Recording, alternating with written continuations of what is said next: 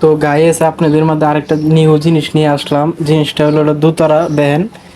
তো এই দোতারার কাজটাও আমি করছি, আমি আলমগীর করছি। ডিজাইনের কাজ সবসময় আমি করেতে আপনারা সবাই জানেন।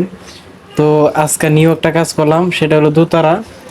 তো এই যে দোতারার কাজ এখনো কমপ্লিট হই নাই, এই দোতারাটা বানাইছি। আর এই দোতারার পিছনে দেখেন লাভ দিয়ে দিছি তলায়। তো লাভ কিন্তু দেখতে অনেক সুন্দর লাগতেছে। আর এটা হচ্ছে দোতারা। তো এটার কাজ এখন বাকি আছে, আপনার পলিশ করবো মানে কালার করব। কালার করার পরে তারপরে চামড়াটা লাগাইতে হইব, তারপরে বাঁধানি দেবো, তারপরে চামড়া লাগায় সুতা মুতা। তো সবসময় কিন্তু নিত্য নতুন ডিজাইনের কাজ করে থাকি। দেখেন এই যে দেখেন পাখি আঁকছি, চোখ, তারপরে এই যে সুতা বান্ধা সব কিছু রেডি লাগাই লইছে। আর এটা হচ্ছে ভিতরটা, এটা ভিতর। তাছাড়া হচ্ছে এটা আপনার এই যে বাহিরে যে লাভ আঁকছি, লাভের ডিজাইনটা করেছি কত সুন্দর লাগে দেখেন। এটা হচ্ছে পিছন সাইড, মানে এইভাবে তো থাকবো, এইভাবে বাঁধাইতে হয়।